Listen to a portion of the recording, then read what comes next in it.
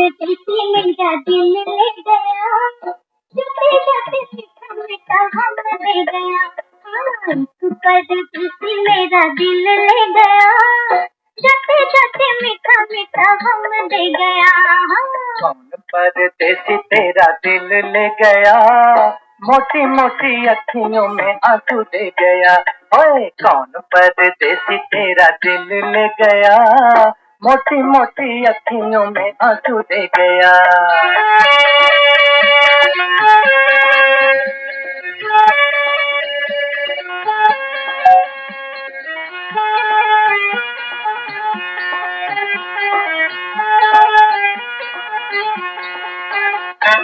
मेरे परदेसी नहीं है निशानी, अखियाँ भी और की किसी की जवानी। ठंडी ठंडी आहों का सलाम दे गया, जाते जाते मीठा मीठा हम दे गया। कौन परदेसी तेरा दिल ले गया, मोटी मोटी अखियों में आंसू दे गया।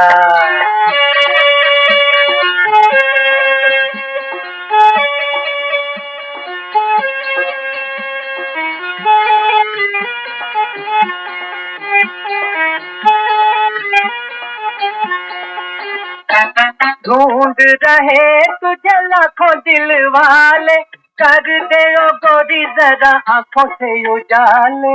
आंखों का उजाला परदेसी ले गया, जाते जाते मीठा मीठा हम दे गया। कौन परदेसी तेरा दिल ले गया, मोटी मोटी अखियों में आंसू दे गया।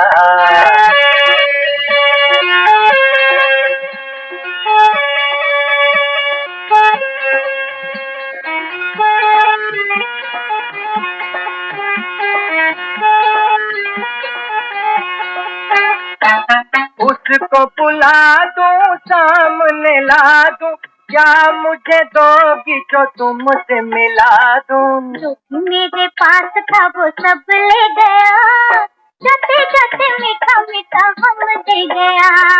कौन परदेसी तेरा दिल ले गया, मोटी मोटी अखियों में आंसू दे गया। एक परदेसी मेरा दिल ले गया, जाते जाते मीठा मीठा हम दे गया।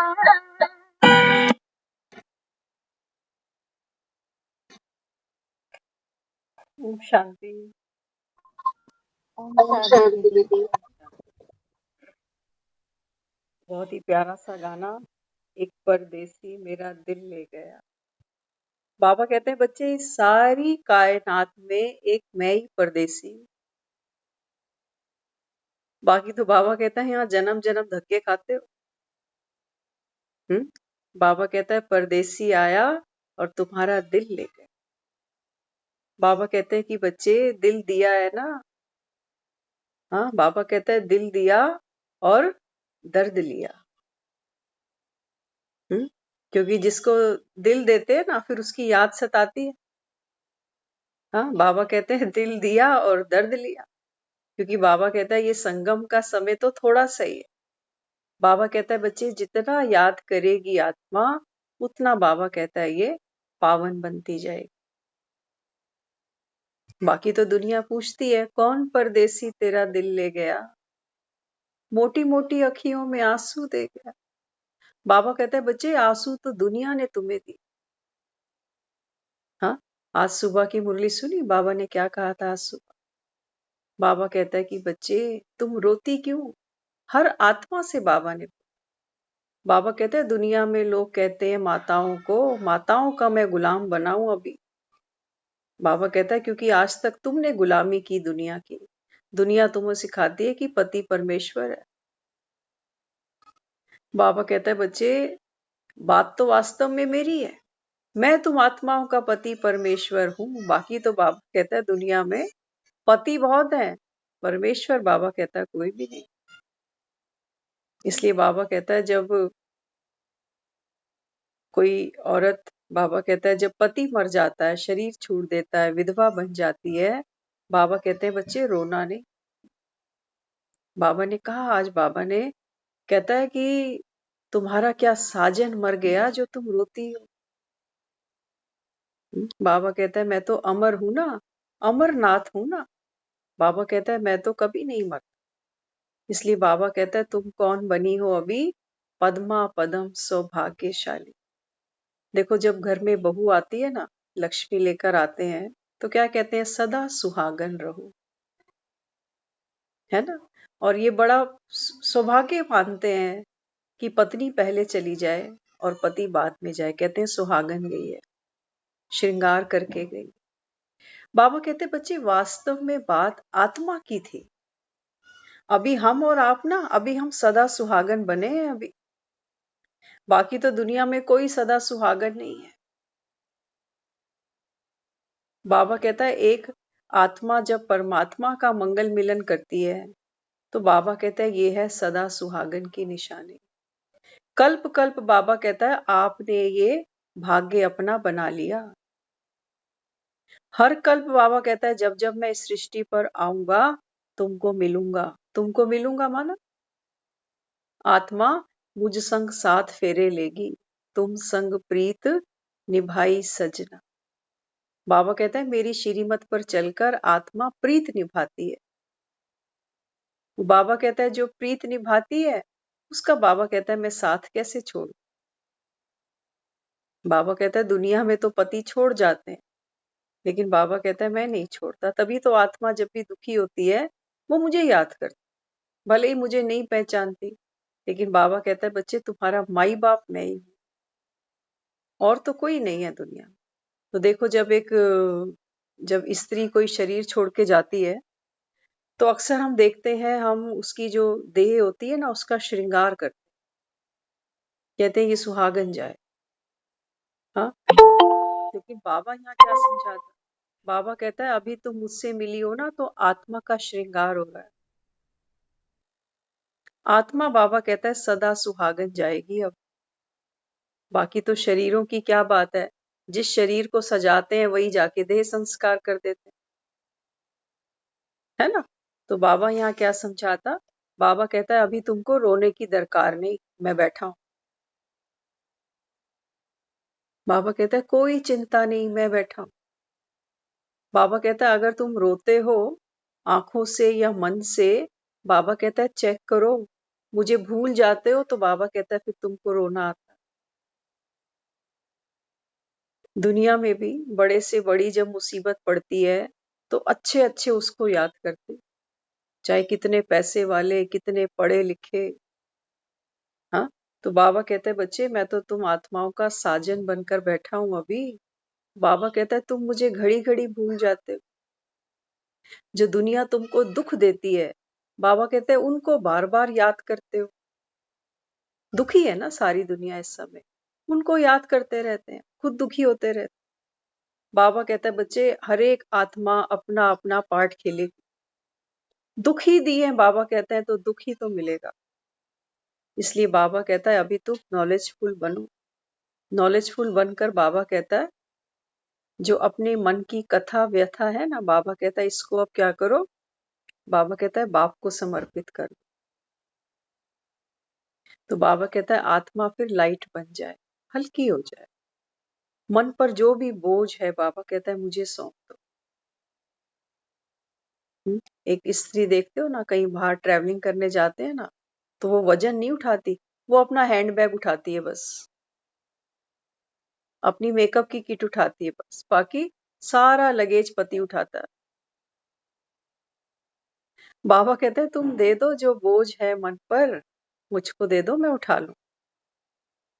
तुम बाबा कहते हैं सिर्फ अपनी मेकअप किट अपने पास रखो, कि माया आए और तुम्हारा मेकअप, तुम्हारा श्रृंगार ना बिगाड़े।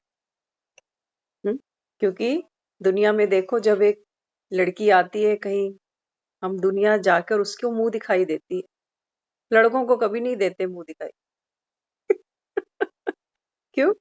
क्योंकि जो आत्मा रूपी स्त्री है ना, ये श्रृंगार करती है, और श्रृंगार करती है तो उसके नंबर मिलते हैं। कहते फलाने की बहू तो खूबसूरत है, कहाँ से ले आया। बाबा कहता है बच्चे तुम सब आत्माएं मेरी सजनियां हो। और ये बाबा कहता है जब द्वापर युग शुरू होगा ना, तो बाबा कहता है दुनिया आएगी तुम पर बलिहार जाने। मंदिरों में बाबा कहता है लोग दर्शन करने आएंगे तुम्हारे कि ये श्रृंगार किसने किया। आज कहा ना बाबा ने, आज की मुरली में देवताओं का जिक्र आया। बाबा कहता है ये जो देवता हैं और मनुष्य हैं, इनमें बाबा कहता है फर्क क्या है। देवता, बाबा कहता है ये सदा हर्षित मुख है और खुश मिजाज। बाबा कहता है इनको ऐसा बनाया किस, वो तो दुनिया में कोई नहीं जानता, लेकिन इनके दर्शन करके ही निहाल हो जाता। अब बाबा कहता है बच्चे मैं तुमको राजयोग सिखा रहा हूं, और इसके द्वारा बाबा कहता है अब तुम हर्षित मुक्ता बन जाओगे, खुश मिजाज बन जाओ। तो क्या करना पड़ेगा उसके लिए? हाँ, देवताओं के वस्त्र। आप देखो देवताओं के वस्त्र पोशाक होते हैं ना, कितने कीमती कीमती पहनाते हैं मंदिरों में, बहुत कीमती होते हैं। किसी में कोई सोने के बने हैं, कोई हीरे के बने हैं, पोशाकें भी रेशमी है, मुकुट वगैरह जो ज्वेलरी है वो भी ओरिजिनल है कई कई मंदिरों में। हाँ, तो बाबा कहते हैं बच्चे अभी वास्तव में ये तुम ब्राह्मणों के लिए, बाबा कहता है अभी ये जो देवताई वस्त्र है, वस्त्र माना वो तो शरीर को, मूर्तियों को पहनाते, लेकिन बाबा कहता है अभी वास्तव में बात है कि मैं आत्मा, देवताई वस्त्र माना देवता स्वरूप, देवताओं का चोला जिसको बाबा कहता है स्वमान। बाबा कहता है अभी तुम ये धारण करो। तो हम एक छोटी सी स्टोरी कहीं सुन रहे थे देवताओं के वस्त्रों के ऊपर। एक बार एक राजा था, तो राजा के जैसे दरबार सजता है, तो दरबार दरबार के अंदर राजा के एक चतुर सुजान वजीर था। उसने राजा को कहा कि राजा जी, क्या कभी आपने देवताओं के वस्त्र देखे? तो बोला नहीं। देवताओं के वस्त्र यहाँ कहाँ, जब देवता इस दुनिया में नहीं है तो देवताओं के वस्त्र कहाँ से आ जाएंगे? कहेंगे नहीं, जो चलते फिरते देवता है ना, मैं आपको उनके वस्त्र ला के दे सकता हूँ। तो बोले ये तो पॉसिबल ही नहीं, इस दुनिया में तो कोई चलता फिरता देवता है नहीं, तू कहाँ से कपड़े ले आएगा? कहता इसके लिए आपको मुझको 10 करोड़ रुपए देने पड़ेंगे। तो बोला कि चलो ठीक है, राजा के पास कोई कमी थोड़ी। राजा ने कहा ठीक है, मैं आपको 10 करोड़ रुपया दे दूंगा, कितने समय में ला दोगे देवताओं के कपड़े? बोला 6 महीने। कहते 6 महीने लग जाएंगे? कहते हैं आपको क्या लगता है किसी धोबी घाट से जाकर लाने हैं क्या कपड़े? बड़ा पुरुषार्थ करना पड़ेगा, तब जाकर ये दुर्लभ है वस्त्र देवी देवताओं के दिखने भी, ये मैं तुमको लाकर दे दूंगा। तो राजा मन ही मन सोचता है कि चलो ठीक है, देखते हैं, अगर ये पाखंड कर रहा होगा तो जाएगा कहाँ, इसको सजा दूंगा फिर और पैसा भी वापस ले लूंगा। और अगर ला दिए तो मेरी वाह वाह हो जाएगी पूरी दुनिया में कि देवताओं के वस्त्र मेरे पास है। क्योंकि राजाओं को भी होता है ना, यश बढ़े कैसे ना कैसे, तो कुछ ना कुछ नए करतब कराते रहते हैं। तो उसको 6 महीने का समय दे दिया कि जाओ देवताओं के वस्त्र कहीं से भी लेकर आओ। अब उसको रोज देखता है, इसको कोई टेंशन ही नहीं है, ये कुछ नया कुछ करता ही नहीं है, रोज आता है जाता है। वो पूछता है समय कम है, कर रहे हो ना देवताओं के वस्त्रों के लिए? कहता है हाँ, मैं, आप चिंता ही मत करो, जैसे ही 6 महीने खत्म होंगे आपको देवताओं के वस्त्र लाके दे दूंगा। तो वक्त बीतता गया, 6 महीने पूरे हो गए। अब राजा के दरबार में सुबह सुबह आकर पहुंचा है, और एक सुंदर सी संदूक उसके पास है। उस संदूक पे उसने ताला भी लगा रखा।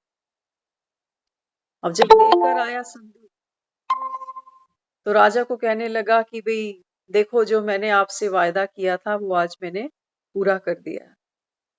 ये जो संदूक है इसके अंदर देवताओं के वस्त्र हैं। अब मैं इसको खोलने जा रहा हूं भरे दरबार, लेकिन एक मेरी कंडीशन है। राजा ने बोला क्या?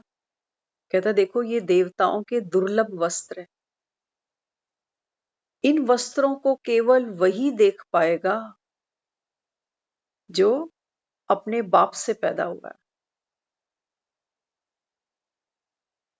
अब जब संदूक खोला उसने, तो संदूक तो खाली है। अब हाथों से पोशाकें निकालता है, कहता है देखो कितने सुंदर सुंदर ये रेशमी वस्त्र हैं देवी देवताओं के, अब कंडीशन ऐसी रखी है कि कौन बोले कि मुझे नहीं दिखाई दे रहे। तो भरे दरबार में सब कहने लगे वाह वाह वाह वाह, कितने सुंदर, अति सुंदर। सब एक दूसरे का मुंह देख रहे हैं कि वस्त्र तो है नहीं, लेकिन अब क्या करें, इसने कंडीशन ही ऐसी रखी है कि जिसको नहीं दिखाई देंगे मतलब वो अपने बाप का नहीं। हम्म? अब सब कह रहे हैं बहुत अच्छे जी, बहुत अच्छे, बहुत अच्छे। अब लाज बचाएं कि कपड़े कहें कि नहीं दिख रहे। अब राजा को पूछा, राजा जी आप बताओ कैसे कपड़े हैं? अब राजा कहता है कि अगर मैं बोलूं मुझे नहीं दिख रहे तो कितनी मेरी बेइज्जती हो जाएगी कि ये राजा ही नकली है, बाप का नहीं है। हाँ, तो राजा ने ताली बजाई, कहता अति उत्तम, आपने वो कार्य करके दिखाया जो आज तक किसी ने नहीं किया। हम्म? तो देखो, देवताओं के वस्त्र देखने भी दुर्लभ हैं और बाबा तो यहाँ साक्षात देवी देवता बिठा के बैठा हो। अच्छा, फिर इतने में बात खत्म थोड़ी हो गई। फिर वो कहता कि देखो देवी देवताओं के वस्त्र तो आ गए, अब इनको पहनो तो सही, तभी तो जग में आपका नाम होगा कि आपने देवी देवताओं के वस्त्र पहने। तो राजा को कहता है कि आप एक एक वस्त्र उतारो और फिर ये देवताओं की पोशाक पहनो। तो एक एक करके राजा के सारे वस्त्र उतार रहा है और देवताओं के वस्त्र जो वास्तव में है ही नहीं, वो कहता है ये पहनो। अब राजा के शरीर पे एक भी वस्त्र नहीं। अब राजा मना कैसे करे, कोई भी मना कैसे करे कि वस्त्र तो है नहीं, ये क्या पहना रहा है इसको। तो राजा मनी मन सोचता है, कहता है भरे दरबार तक तो ठीक था, अब तू मुझे निर्वस्त्र रथ पे बिठाएगा। और कहता है पूरे नगर में चक्कर लगाना कि दुनिया देखे आपके ये देवी देवता के वस्त्र हमारे राजा ने पहने। अब मरता क्या ना करता, फंस तो गया राजा। हाँ, तो रथ पर बिठाया उसको और नगर में, पूरे नगर का एक चक्कर लगा रहे हैं। सारे नगरवासी इकट्ठे हो गए कि राजा आ गए, देवताओं के वस्त्र पहने हमारे राजा आ गए। और सब देखकर हैरान, क्योंकि पूरे नगर में ढिंडोरा पिटा दिया कि देवताओं के वस्त्र राजा ने पहने हैं, जिसको नहीं दिखाई दिए मतलब वो अपने बाप का नहीं है। अब कौन बोले कि राजा ने वस्त्र नहीं पहने? सब कह रहे हैं बहुत अच्छे वस्त्र हैं। भीड़ में एक बच्चा भी था। बच्चे ने जब राजा को देखा तो वो तो अबाक रह गया, बोला हाँ, राजा जी ने कुछ भी नहीं पहना हुआ, शेम शेम। अब बच्चे को कौन समझाए, तो बाप ने तुरंत बच्चे का मुख बंद कर दिया। कहते हैं ऐसे नहीं बोलना, तेरे को अभी अक्ल नहीं, राजा ने खूब अच्छे वस्त्र पहने हुए, तुझे दिखाई नहीं देते, जब तू हमारे जितना बड़ा हो जाएगा तब तुझे भी दिखाई दे। हाँ, तो देखो, देवी देवताओं के नाम पर बाबा कहता है देखो दुनिया में क्या क्या होता है। देवी देवता तो कहीं नहीं है, बाबा कहता है देखो कहीं मंदिर बनाए, फिर इनके पोशाकें बनाई, इनका बाबा कहता है कैसे सोने के मुकुट, हीरे के मुकुट से मूर्तियों का श्रृंगार किया गया। लेकिन बाबा कहता है सोचो, जो रियल देवी देवता थे, बाबा कहता है ना मुरली में, बाबा कहता है देखो अभी तुम ब्राह्मण हो, तुमको बाबा कहता है फूलहार स्वीकार करने नहीं। अभी हम ब्राह्मण है ना, क्योंकि बाबा कहता है कभी तुम्हारी अवस्था चढ़ जाती है, कभी गिर जाती है। बाबा कहता है आत्मा और शरीर जब तक पवित्र नहीं तब तक बाबा कहता है आप फूल हार स्वीकार नहीं कर सकते ब्राह्मण। अच्छा, देवताएं, बाबा कहते हैं जब देवताएं सतयुग में आते हैं तब बाबा कहते हैं भगत नहीं है। कौन फूल हार चढ़ाए देवी देवताओं को, सारे ही देवी देवता है। और बाबा कहता है मुझे तुम्हारे फूल हार चाहिए ही नहीं, क्योंकि मैं तो बिंदु हूं। बाबा कहता है मुझे फूलहार चढ़ाओगे कैसे? और दूसरी बात, बाबा कहता है ना मेरी डिमोशन हुई, ना मेरी प्रमोशन हुई, ना वो कहता है मैं पतित बना, ना मैं पावन बना, तो मैं किस बात के हार पे? मैं तो बाबा कहता है बच्चे पावन ही हूं, एवर प्योर हूं, पतित पावन हूं। और तुम आत्माओं को बाबा कहता है जो पुजारी बन बैठे, तुमको मैं पूज्य बनाने। बाबा कहता है मुझे भी तुम्हारे हार नहीं चाहिए। अब आप सोच लो, ये हार ना ब्राह्मण पहन रहे हैं, ना देवी देवता पहन रहे हैं, ना स्वयं भगवान पहन रहा है। ये फूल हार कहाँ चढ़ रहे हैं? मंदिरों में चढ़ रहे हैं, उन मंदिरों में चढ़ रहे हैं जो मंदिर, मस्जिदें, गुरुद्वारे, चर्च हमने अपने ही हाथों से बनाई है। अपने ही हाथों से बनाई ना हमने, ये मूर्तियां हमने ही तो गढ़ी। क्या हम भगवान को बना सकते हैं? तो हम भगवान से भी बड़े हो गए।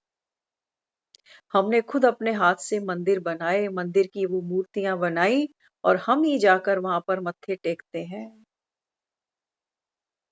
बाबा कहते हैं देखो, एक परदेसी तेरा दिल ले गया। बाबा कहते हैं दिल लेने वाला मैं हूं। और बाबा कहता है तुम मत्थे जहां कहां कहां जाके रगड़ते हो। इसलिए बाबा कहता है मुझे बच्चे पहचानते हैं। हाँ, और बाबा कहता है बच्चे अभी संगम पर, बाबा कहता है देवताओं के कपड़े में तुम्हारे लिए लाया। सुबह उठते ही बाबा कहता है सोमान का चोला पहनो, आत्मा पहनेगी, शरीर की बात नहीं है। बाबा कहता है आत्मा श्रृंगार करेगी। तो कौन सा चोला पहने? सुबह उठते ही बाबा कहता है अपने को स्मृति दो, मैं डिवाइन सोल, मैं सतयुगी आत्मा। और बाबा कहता है जैसे तुम्हारे वस्त्र होंगे, सोचो एक शादी पे जाते हैं, एक्सपेंसिव कपड़े पहनते हैं ना, रेगुलर रूटीन से हटके, तो कपड़ों का कितना ध्यान रखते हैं। कहते हैं महंगी साड़ी है, कोई निशान ना लग जाए सब्जी का, इसका उसका, ड्राई क्लीन कराने हैं कपड़े, ध्यान से रखते हैं ना। बाबा कहता है बच्चे अभी संगम पर, बाबा कहता है देवताओं का, बाबा कहता है तुम अभी आसन ग्रहण करो। तो देवी देवताओं का देखो क्या वर्चस्व, क्या वैभव दिखाया गया। एक एक देवी देवता को अगर हम विजुलाइज करें ना, जिसको भी आपने अपना इष्ट माना हो, कभी देखना उसका स्वरूप। हाँ, मंदिरों में तो बाबा कहता है सब कुछ बाहर का है, कर्म कांड किए हुए, खूब सुंदर सुंदर। लेकिन बाबा कहता है बच्चे वास्तव में बात है आत्मा की। आत्मा जितना बाबा कहता है शक्तिशाली बनेगी, उतने तुम्हारे मंदिरों में भीड़ लगेगी, उतनी भीड़ लगेगी। तो यहाँ बाबा समझाते बच्चे ज्ञान का सार क्या है। ज्ञान का सार है योगी भव, पवित्र भव। ये बाबा कहता है ज्ञान का सार है। इन्हीं शब्दों में सुनाते हो ना ज्ञान का सार, कि योगी भव, पवित्र भव। पुरुषार्थ का लक्ष्य व प्राप्ति भी यही है। जो हम पुरुषार्थ करते हैं, बाबा कहता है पुरुषार्थ का लक्ष्य और पुरुषार्थ से प्राप्ति भी यही है, योगी भव, और बाबा कहता है पवित्र भव। अगर योगीपन में जरा भी वियोग है, हाँ, बाबा कहता है अगर बाप को बीच बीच में भूल जाते हो, तो बाबा कहता है फिर कौन बन जाते हो? भोगी। इसलिए बाबा कहता है तुम अभी फूल हार एक्सेप्ट नहीं कर सकते किसी से। हाँ, तो चक्रवर्ती बनने के संस्कार होने के कारण दोनों में ही चक्र लगाते रहते हो। क्या कहते हो अपने को? मैं चक्रधारी, कौन सी? स्वदर्शन चक्रधारी आत्मा हूं। लेकिन बाबा कहता है करते क्या हो? बाबा कहता है कभी योगी बनते हो, कभी भोगी बन जाते हो। इसी में बाबा कहता है चक्र लगाते रहते हो, कभी योग में तो कभी वियोग। कभी तुमको भूल ही जाता है कि कौन सा परदेसी मेरा दिल ले गया। बाबा कहता है कभी कभी तुमको याद आता है कि एक परदेसी मेरा दिल ले गया। हाँ, तो बाबा समझाते आप सर्व आत्माओं को इस चक्र से निकालने वाले हो ना। बाबा कहता है बच्चे योगी और भोगी, ये दोनों बाबा कहता है चक्र है। अब बाबा कहता है मैं तुमको क्या समझाता हूँ बच्चे, भोगी जीवन जो है ना, बाबा कहता है इस चक्रव्यूह को तोड़ो।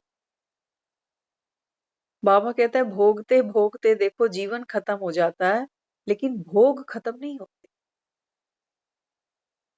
भोग खत्म नहीं होते। आप देख लो, मुंह में दांत नहीं होते, लेकिन खाने का मन तो फिर भी करता है। पाँव से चल नहीं पाते, कमजोरी है शरीर में, लेकिन मन तो कहां कहां दौड़ता है। इसलिए बाबा समझाते बाबा कहते हैं बच्चे अभी तो तुमको क्या करना है, दूसरों को भी बाबा कहता है ये जो भोगी चक्र है ना, इस जीवन से बाबा कहता है तुमको दूसरों को भी बाहर निकालना है। क्योंकि बाबा कहता है बच्चे इसमें कोई प्राप्ति नहीं है, अंत में दुख हाथ लगता है, अंत में दुख मिलता। इसलिए बाबा कहते आप सर्व आत्माओं को इस चक्र से निकालने वाले हो ना, या बाप निकालने वाला है और आप चक्र लगाने वाले हो? बाबा कहता है ऐसा तो नहीं कि तुमने सिर्फ एक मेरी ड्यूटी बांध दी कि बाबा हमको रोज इस चक्र से बाहर निकालेगा मुरली सुना के, और मुरली सुनने के बाद हम वापस भोग के चक्र में घुस जाएंगे। बाबा कहता है ऐसे बात नहीं बनेगी। आज सुबह कहा ना, बाप का जो धंधा है क्या है? बाबा कहता है बाप का धंधा है इस समय भारत का श्रृंगार कर। बाबा कहते हैं बच्चे, जो बाप का धंधा वो तुम्हारा धंधा। इसी धंधे में बाबा कहता है कमाई है।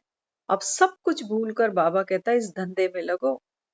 बाबा कहता है ये बाप की डायरेक्शन है कि तुमको बाप का परिचय सबको देना है। तो चेक करो कितनों को हम परिचय देते हैं सारा दिन में। परिचय तो हम तब देंगे जब हमको ही पक्का होगा कि भगवान आया हुआ है। हमारा ही मन संशय में घूमेगा तो हमको फिर किसी को क्या मैसेज दे देंगे? हाँ, तो बाबा कहते हैं बच्चे ऐसा तो नहीं कि बाप चक्र से निकालने वाला है और आप हो चक्र लगाने वाले। जैसे भक्ति के अनेक चक्रों से निकल चुके हो ना, भक्ति के बाबा कहता है कितने चक्कर तुमने लगाए। सचमुच आज जो हम जीवन जी रहे हैं ना, अगर हम इसको अपने पास्ट से कंपैरिजन करें ना, तो पास्ट में तो हमारा बहुत स्ट्रगल था। कितने मंदिरों में जाना, धक्के मुक्की लाइनें, कितना टाइम लगता था। और रोज जाते थे। कई लोग मिलने आते थे ना, पुरानी बातें हैं।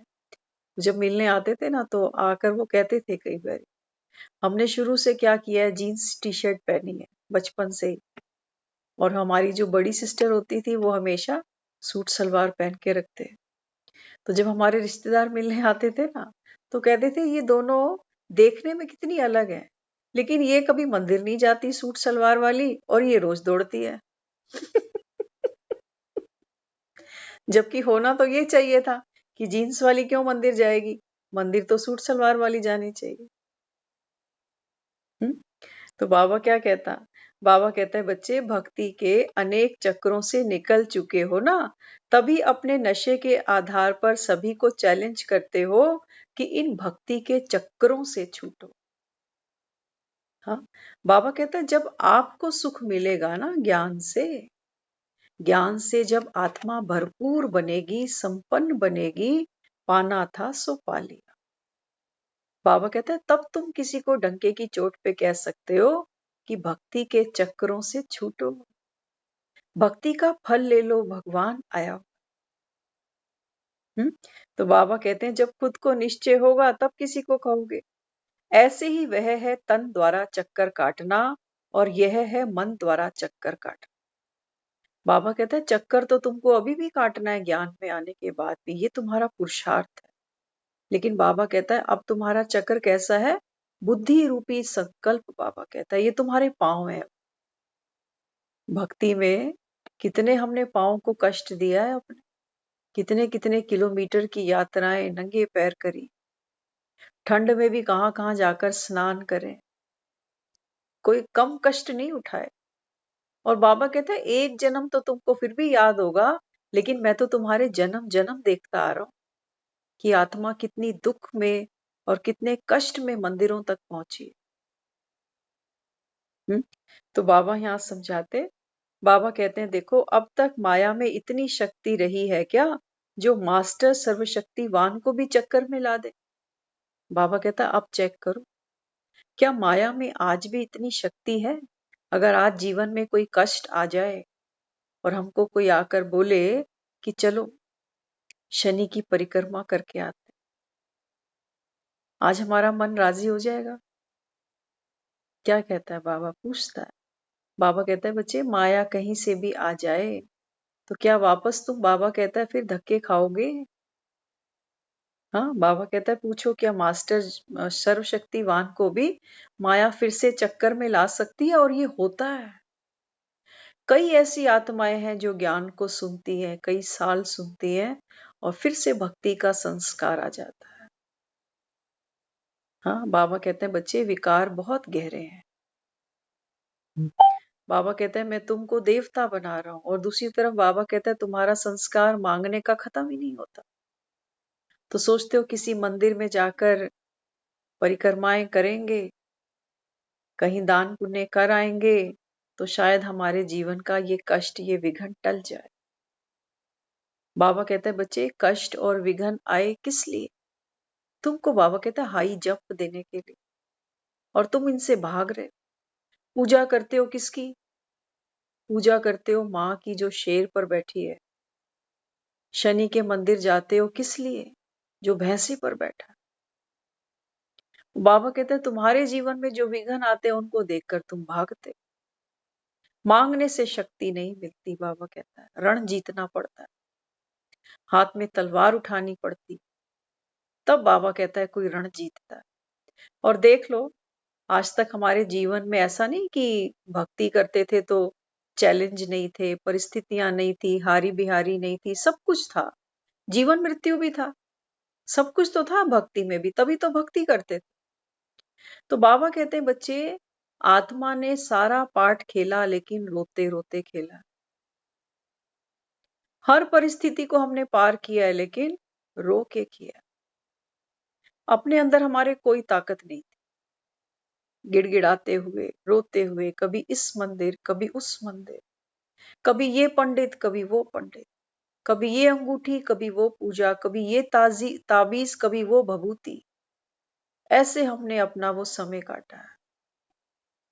हाँ, तो बाबा कहते अभी तक भी उसको देखते रहते हो कि हमारे ऊपर वार कर रही है। बाबा कहता है माया को अभी तक ऐसे ही देखते हो ना, कि माया हम पर वार कर रही है, बाबा हम क्या करें, हमारी रक्षा करो। बाबा कहते हैं मैं तुमको मददगार बना रहा हूं अपना। बाबा कहते हैं मेरी शक्ति लो, महावीर बनो, विघ्न विनाशक बनो, चंडी बनो, दुर्गा बनो, गंगे बनो, सरस्वती बनो। बाबा कहते हैं बच्चे बनो, पढ़ो और बनो। पढ़ाई जरूरी है, बाबा कहता है। ये जितने भी देवी देवता है ना, बाबा कहता है ये बिना पढ़े लिखे तो देवी देवता नहीं बने।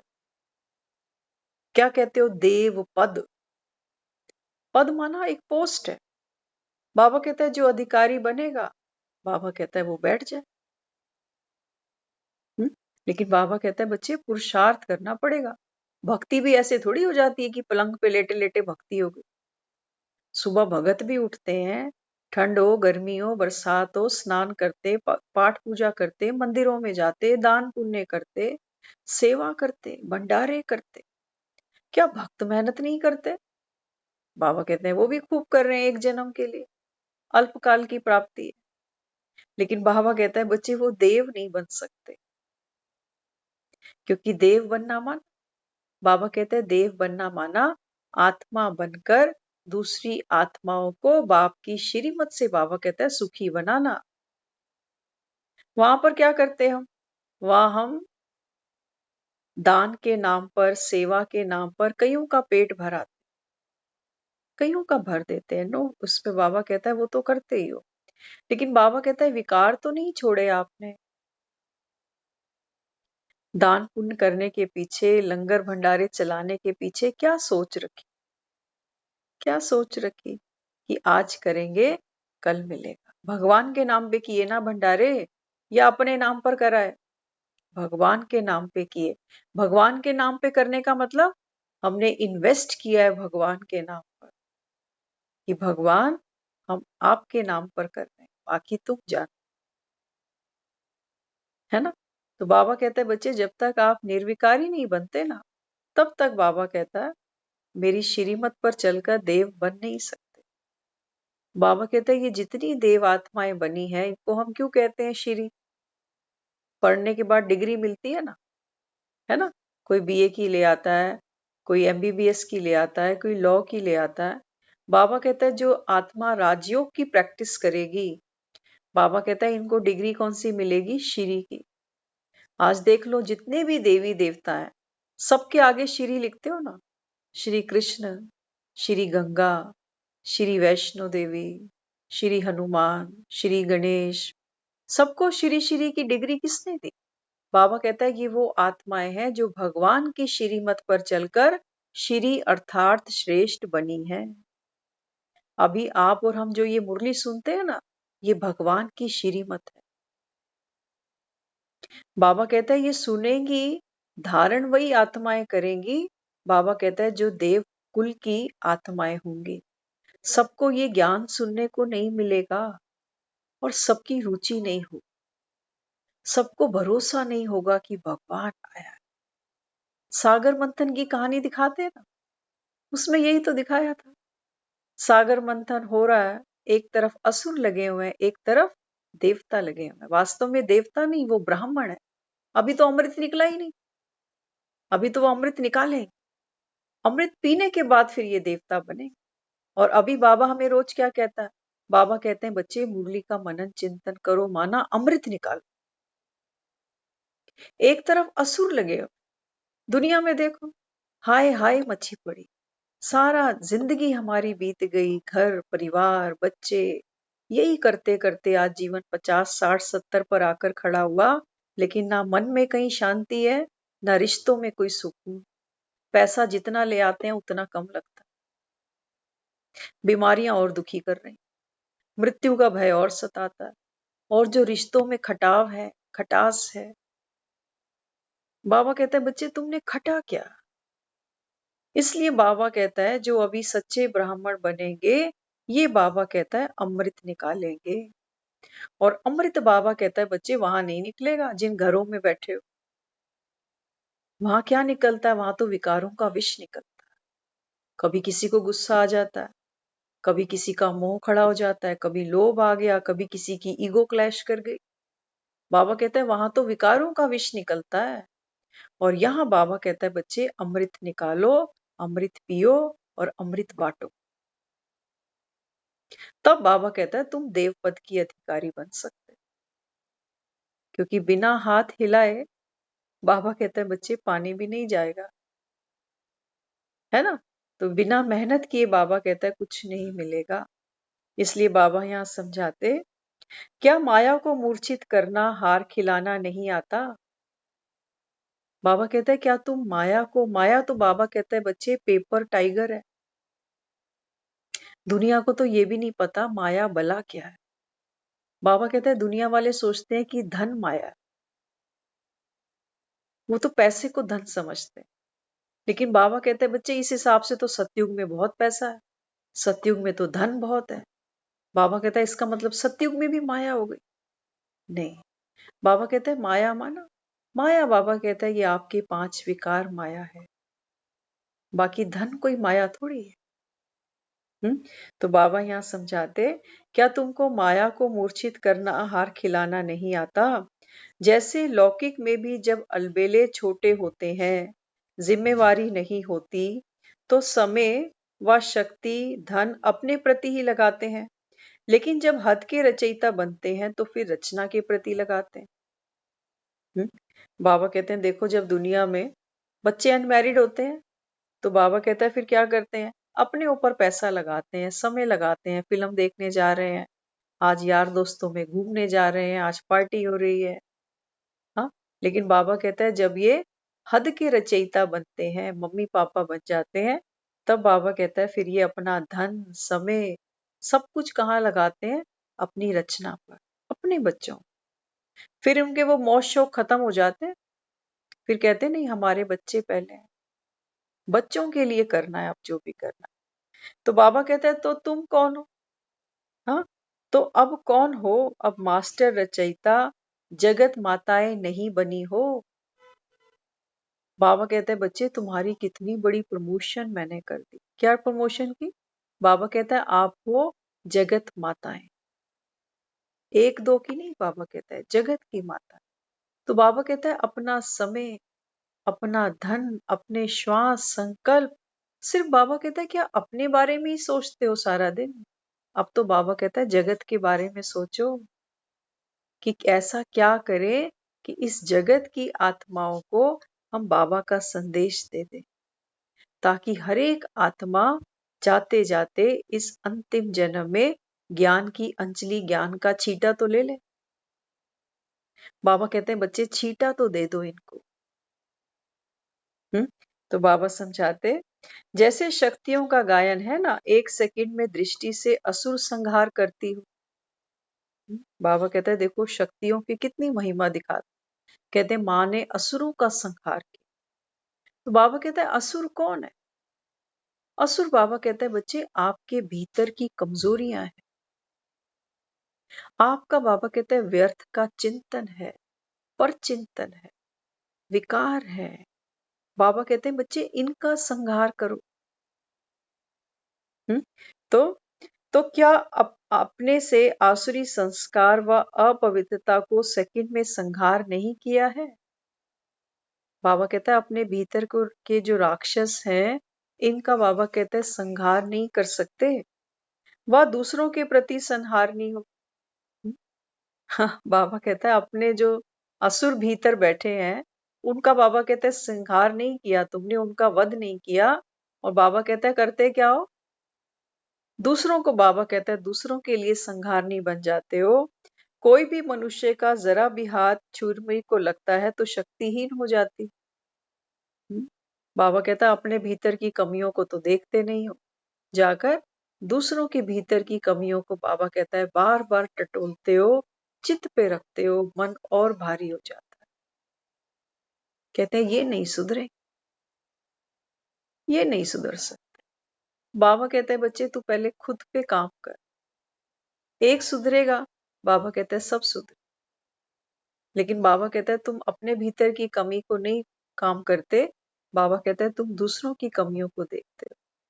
तो बाबा ने यहाँ कहा देखो जैसे छुई मुई का पौधा होता है ना, तो छुई मुई के पौधे को आप हल्का सा टच करो ना, उसकी कोमल कोमल पत्तियां सब बंद हो जाती, और जैसे ही हाथ हटाओ फिर वो फिर से खड़ी हो जाती।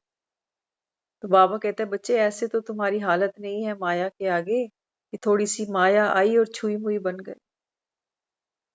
बाबा कहता है दुनिया तुमको दुर्गा कहती है, चंडी कहती है, कालका कहती है, ऐसे ही ज्वालामुखी कहती है, ज्वाला देवी।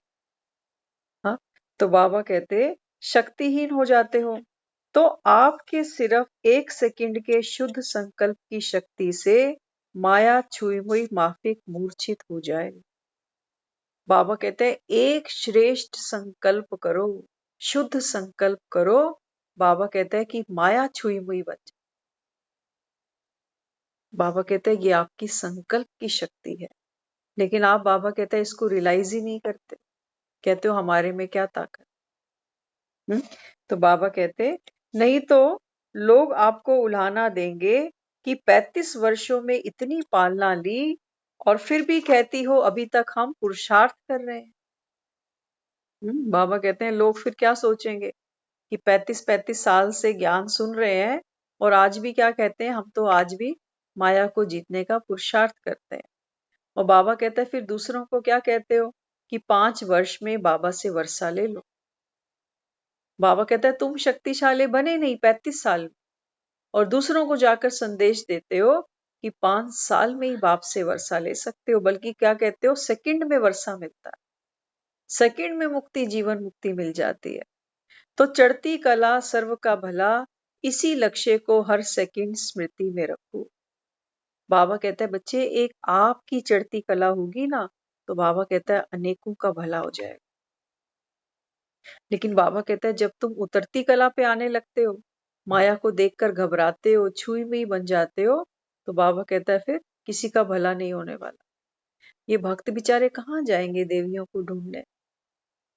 बाबा कहता है अभी संगम पर आप चैतन्य देवियां हो, तब बाबा कहता है मंदिरों में आपका यादगार बनाया। हम्म तो अपने प्रति समय लगाते हैं, वह दूसरों की सेवा में लगाने से ऑटोमेटिक अपनी सेवा हो जाती है। तो बाबा कहता है बच्चे अभी शक्ति बनो। एक माँ होती है ना, माँ की पूरी अटेंशन अपने बच्चों में रहती है, खुद खाए ना खाए, खुद आराम करे ना करे, लेकिन सारा समय अपने बच्चों के बारे में ही सोचती रहेगी। तो बाबा भी यहाँ क्या समझाते हैं, बाबा कहते हैं अब अपना समय श्वास संकल्प दूसरों की सेवा में लगाओ। हाँ, तो जैसे समय बदलता समस्याएं बदल जाती, वैसे अपने को भी अब परिवर्तन में लाओ। बाबा कहता है अब समय नहीं है बहुत ज्यादा। हाँ, तो बाबा कहता है समय बदलता है ना, परिस्थितियां बदल जाती, ऐसे ही बाबा कहता है अब अपने को भी परिवर्तन में लाओ। वही रीति रस्म, वही रफ्तार, वही भाषा, वही बोलना, अभी बदलना चाहिए। बाबा कहता है तुम रोज ज्ञान सुनते हो, ज्ञान सुनने के बाद बाबा कहता है वही तुम्हारे ढाक के 3 पात अगर रह गए, पुरानी रीति रस्म है। कई तो हम देखते हैं ज्ञान में बहुत पुराने हैं, लेकिन भक्ति का संस्कार उनका फिर भी नहीं जाता। कहते नहीं हम ज्ञान भी सुनते जाएंगे और भक्ति भी करते जाएंगे। बाबा कहते हैं फिर तुम कैसे किसी को चैलेंज करोगे कि हम देव आत्माएं हैं, होने वाली सत्युग। ये देव आत्माएं भी किसी की पूजा अर्चना कर रही, और किनकी? बाबा कहता है अपने ही स्वरूप की। क्योंकि तुम, बाबा कहता है, नॉलेजफुल बन गए, अभी दुनिया को नहीं पता ये भेद। तो बाबा कहता है अगर पुरानी रीति रस्म, पुरानी रफ्तार, और बाबा कहता है पुरानी भाषा, वही सब बाबा कहता है अभी तुम्हारा चल रहा है, तो फिर बदलोगे कब? कैसे प्रत्यक्षता करोगे मेरी कि भगवान आ गया और भगवान ने हमको गोद लिया? हम अब भगवान के बच्चे बन गए हैं, भगवान की श्रीमत पर चलते हैं, और इस नर्क की दुनिया को हम स्वर्ग बनाने वाले। बाबा कहता है कौन मानेगा तुम्हें? अगर तुम्हारे बोल पुराने हैं, तो बाबा कहता है विकार भी समय समय पर भूत आते जाते रहते हैं। बाबा कहता है फिर कौन मानेगा कि भगवान आया? कहेंगे तू तो सुधरा नहीं इतने सालों में, और हमें आके रोज कहता है कि ज्ञान सुनो, ज्ञान सुनो। तेरी आंखों में आज भी आंसू है, कहता है मुझे भगवान मिल गए। तू आज भी छोटी छोटी बात पे चिंता करता है, पंडितों के पास जाता है, और हमें फिर कहता है कि हमें तो भगवान मिल गए। बाबा कहते हैं जिसको भगवान मिल गया, क्या वो पंडितों के पास जाएगा? जिसको भगवान मिल गया, बाबा कहता है बच्चे पंडित कुछ ऐसा तुम्हें बताएगा जो मैंने नहीं बताया। मैं, बाबा कहता है, तुमको त्रिकालदर्शी बनाता हूँ। और दुनिया में बाबा कहता है कोई त्रिकालदर्शी नहीं है।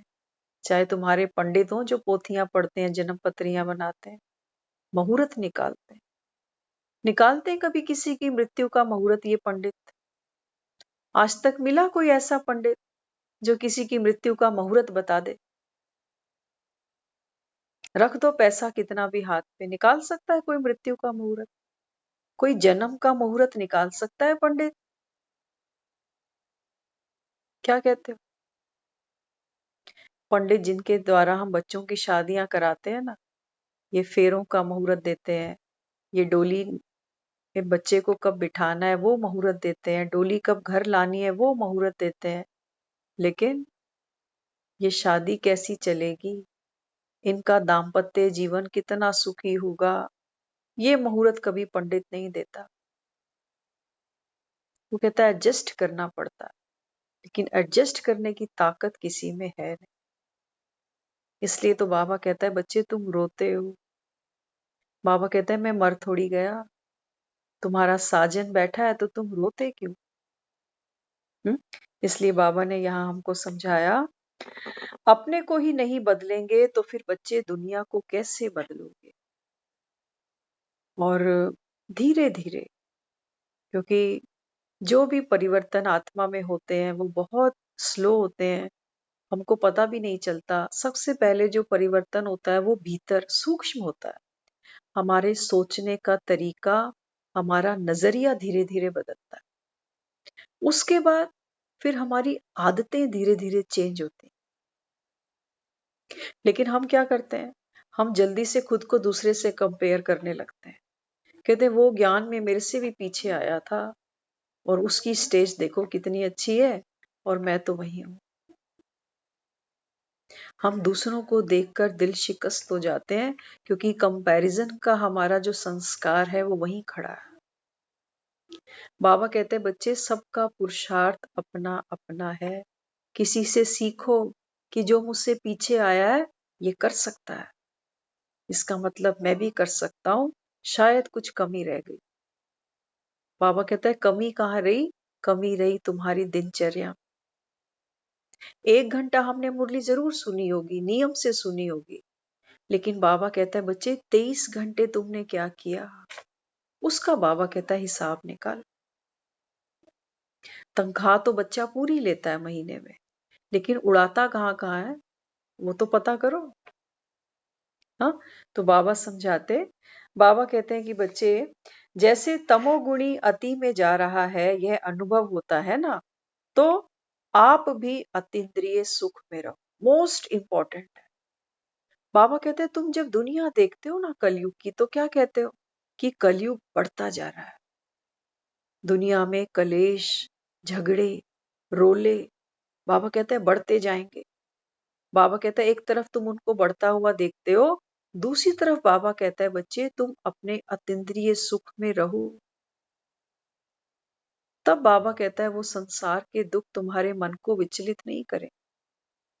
नहीं तो बाबा कहता है वो भी माया का प्रकोप है।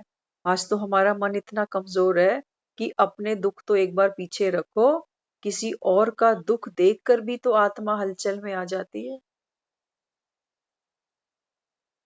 आती नहीं आती, आत्मा कमजोर। अभी पिछले हफ्ते किसी ने 10-12 दिन से ऊपर हो गए उनको, जिन्होंने फांसी ली थी पड़ोस में। क्या कर लिया किसी, सब चुप हो गए। 12-13 दिन हो गए, पूछते पुछाते ऐसे वैसे, अपनी तरफ से ही कहानियां बनाते लोग। जब तक मन को हम आंसर नहीं करेंगे ना, ये फुदकता रहे, क्या हुआ था, क्यों हुआ था, किसके कारण हुआ था। हाँ, तो बाबा कहते हैं बच्चे एक तरफ दुनिया में अपराध बढ़ेंगे, भ्रष्टाचार बढ़ेगा, दुख बढ़ेंगे, कलेश बढ़ेंगे। आज सुबह कह दिया ना बाबा ने, जापान में बम फटा। आज तक बाबा कहता है दुनिया दुख भोग रही। बाबा कहता है बच्चे वो समय आएगा कि जब क्रियाकर्म बचने वाले करने वाले भी नहीं बचेंगे। अब तुम बताओ किसका चिंतन करें किसका ना करें, सब दुनिया दुखी है। इसलिए बाबा ने क्या कहा, बाबा कहता है आप अतीन्द्रिय सुख में रहो। अतीन्द्रिय सुख में कैसे रहे, कैसे रहे। आप देखो जब मौसम खराब होता है ना, बाहर आंधी चलती है, तूफान चलता है, तो हम क्या करते हैं, बच्चों को घर आ जाओ जल्दी से, जल्दी घर आओ। तो क्या करते हैं, दरवाजे बंद करते, खिड़कियां बंद करते, कर्टेन्स लगाते कि अंदर की धूल घर में ना आए। भीतर आ जाते हैं, बाहर मौसम खराब है। ऐसे ही बाबा कहते हैं बच्चे बाहर मौसम खराब है, भीतर आ जाओ, यहाँ घर में आ जाओ। बाबा कहते, यहाँ बाबा कहता है क्या है, सुख है। और बाबा कहता है दुनिया में कहीं सुख नहीं। हाँ, इसलिए बाबा कहता है अभी अतीन्द्रिय सुख में रहो। मैं कौन हूँ, किसकी हूँ, मुझे कौन मिला है और मैं क्या बनने वाली। हाँ, तो सुख की अति होने से विशेष अर्थात दुख की लहर के संकल्प का भी अंत हो जाए। बाबा कहता है बच्चे जब आप घर के भीतर बैठोगे ना, हाँ, तो बाबा कहता है जब यहाँ पर आत्मा मंगल मूर्त बनेगी, तो बाबा कहता है फिर दुनिया में जो बाहर ढोल नगाड़े बज रहे हैं, बाबा कहता है उससे आत्मा अबोध हो जाएगी। यही तो हम चाहते हैं। आज हम क्या कहते हैं, देखो हम ना कुछ चीजें नहीं देख पाते, किसी प्रियजन की शव यात्रा नहीं देख पाते, किसी का ऑपरेशन नहीं देख पाते, कोई एक्सीडेंट नहीं देख पाते, मन कमजोर। बाबा कहते हैं बच्चे अब सृष्टि पर महापरिवर्तन आने वाला। सोए सोए बाबा कहता है दुनिया निकल जाएगी, लेकिन बाबा कहता है मुझसे नहीं मिल पाएंगे। आपका पार्ट है, बाबा कहता है अतीन्द्रिय सुख लेने का। आप मेरी सच्ची सच्ची गोपियां हो, पार्वतियां हो, अमरनाथ तुम्हारे सामने बैठा है। तो बाबा कहता है बच्चे तुम तो सुख लो। जब अमरनाथ तुम्हारे साथ बैठा है, सृष्टि का पिता, परमात्मा, भगवान, बाबा कहता है तब भी तुम भय में हो। मृत्यु का भय तुमको सताता है, बीमारियों का भय तुमको सताता है। तो बाबा कहता है कौन मानेगा कि तुम घंटा भगवान के साथ बैठते। लोग तो माला जपते हैं केवल, ओम नमः शिवाय, तब भी बेचारे सोचते हैं हमें बहुत शक्ति दे रहा है भगवान माला जपने से। बाबा कहते हैं मैं तुम्हारे सामने आकर बैठता हूँ, आत्माओं में बल भरता हूँ, कहता हूँ बच्चे चिंता मत कर, बाप बैठा हुआ है। तुझ आत्मा का सच्चा साजन बैठा हुआ है, तुमको आंखों की पलकों पे बिठाकर बाबा कहता है मैं घर लेके जाऊंगा। बाबा कहता है तब भी तुमको डर लगता है। इसका मतलब आत्मा बनकर मुरली नहीं सुन रहे। बाबा कहता है फिर तो भक्ति का रस ले रहे हो, जैसे कथा कहानियां सुनते थे भक्ति में मंदिरों में बैठकर। बाबा कहते हैं बच्चे मैं तो भगवान हूं ना। और भगवान बाबा कहता है साथ बैठे, जिसके दर्शन करने बाबा कहता है दुनिया जाती है मंदिरों में। कहता है ना बाबा, काशी कलवट खाते हैं लोग, मरते समय कहते कि हमको काशी ले चल। काशी कलवट खाते हैं कि हम काशी में ही प्राण छोड़ें। काशी में क्या है? काशी में सोचते हैं शिव है। बाबा कहते हैं बच्चे मैं तो कहीं नहीं हूं, मैं तो तुम्हारे सामने बैठा हुआ। और बाबा कहता है अभी तुम मेरे सामने सम्मुख बैठी हो। बाबा कहता है बच्चे मैं तुमको शक्तियों से गुणों से तुम्हारा श्रृंगार कर रहा हूं, और फिर भी बाबा कहता है ये शेर पर सवार ये घबराए। तो बाबा कहता है भक्त तुमसे शक्ति कैसे मांगेंगे? तो इसलिए बाबा कहता है मृत्यु का बाबा कहता है भय नहीं। बाबा कहता है ये अंतिम जन्म है तुम्हारा। लेकिन बाबा कहता है फिर सत्युग में तुमको नई पारी भी खेलनी है। ये अमर कथा बाबा कहता है मैं अपनी पार्वतियों को सुना रहा हूं। बाबा कहते हैं बच्चे तुम अमरपुरी में जाने वाले हो अभी, तो तुमको बाबा कहता है रोग का बीमारी का कोई शोक नहीं होना चाहिए, न केवल अपने प्रति बल्कि बाबा कहता है दूसरों के लिए भी। कि हाय फलाने को क्या हो गया, फलाना पता नहीं ठीक होगा कि नहीं होगा, अभी बेचारे की उम्र ही इतनी थी।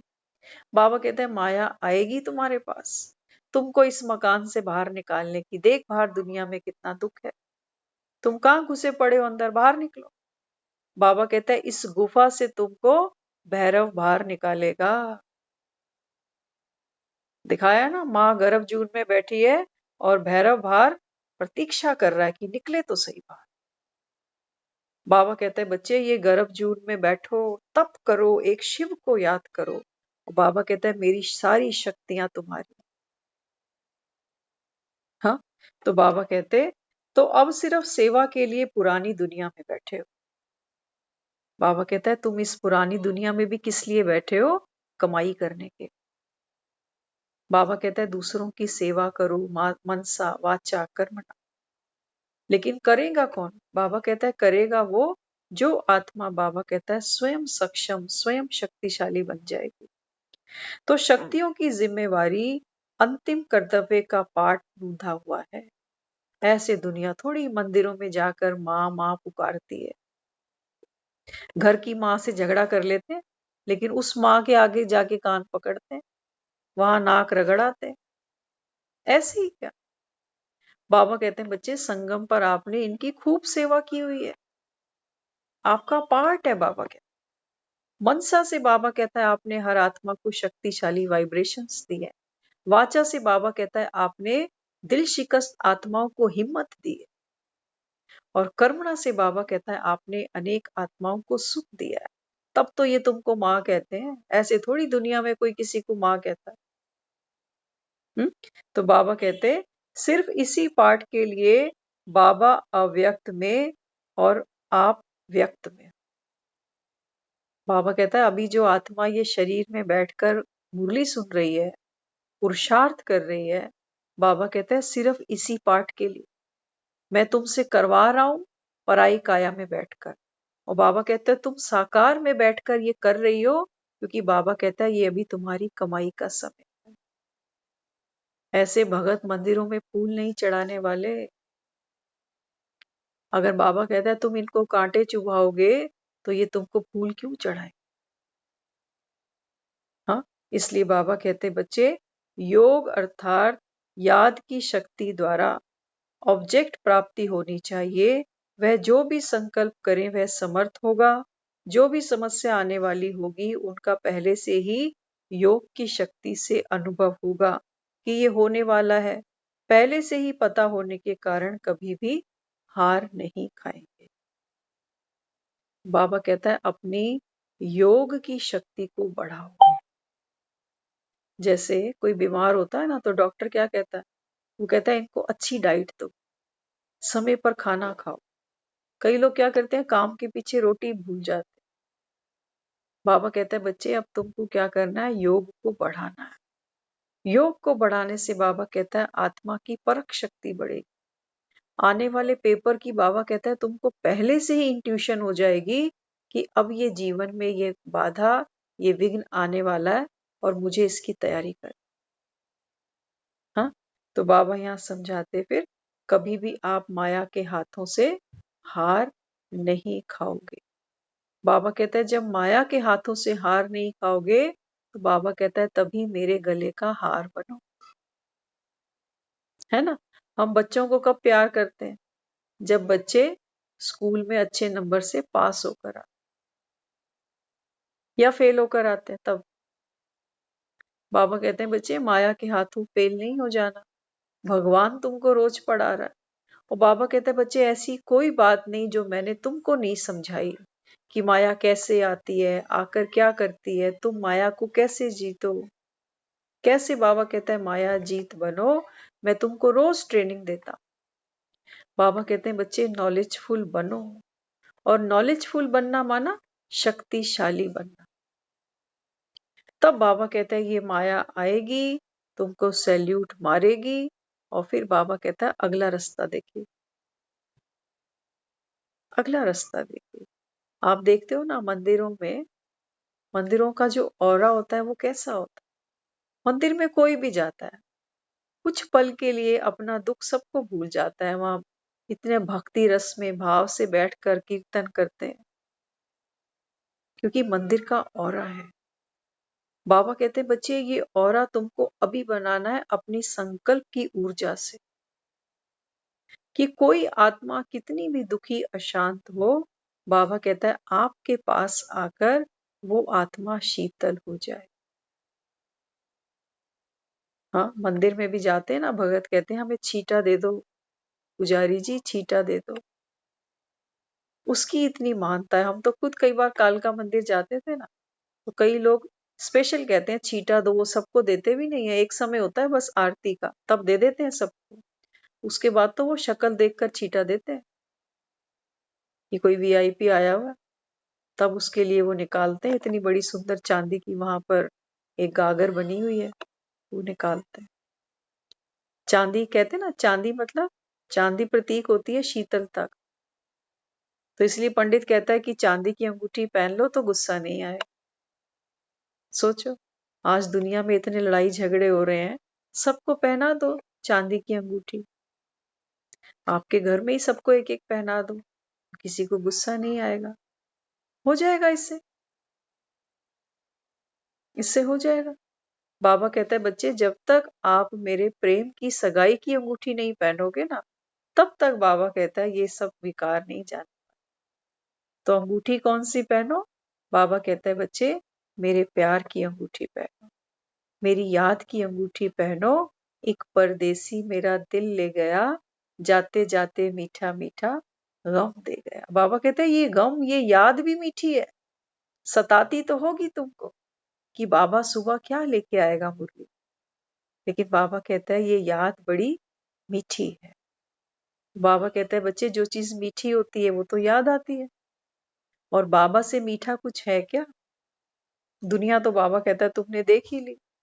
बच्चे देख लिए, दोते पोते देख लिए, बेटियां देखी, बेटे देखे, बहुएं देखी, रिश्तेदारी देखी, सब कुछ देख लिया। बाबा कहता है मेरे जैसा मीठा तुमको और कोई नहीं मिलेगा। दुनिया आती है, अपना बनाती है और साथ छोड़ के चल देते हैं। अपने अपने समय पे सब चले जाते। किसी को हमारा ख्याल भी नहीं आता कि इसके बिना मेरा और मेरे बिना इसका क्या होगा। जाने से पहले बोल कर भी नहीं जाते कि देखो हम जा रहे हैं। पता नहीं किसने कब कैसे कहां प्राण छोड़ देने। इसलिए बाबा कहते हैं कि बच्चे तुम आत्माओं का सच्चा सच्चा साजन मैं हूं। बाबा कहता है अभी एक बाप से प्रीत बढ़ाओ। वो बढ़ेगी कब? बाबा कहता है जब दुनिया से छूटेगी तब। एक तरफ छूटेगी, बेटी बाप का घर छोड़ेगी तो ससुराल से प्रीत जुड़ेगी। बेटी बाप का घर छोड़े ही नहीं तो ससुराल फिर अच्छे नहीं लगते। इसलिए बाबा कहता है बच्चे ये पुरानी दुनिया है ना, ये बाबा कहता है दुखदाई। अब बाबा कहता है इसको जाने दो, इसको छोड़ दो। साथ तो वैसे भी नहीं जाने, या ले जाएंगे वैसे? साथ तो बाबा कहता है वैसे भी नहीं जानी, तो बाप की श्रीमत पे छोड़ दो, आत्मा शक्तिशाली बन जाएगी। वो बाबा कहता है तुमको आगे सुख मिलेगा, क्योंकि जो माँ बाप की दुआएं लेते हैं, बाबा कहता है वो आत्मा अपना भाग्य चमकाती। ओम शांति।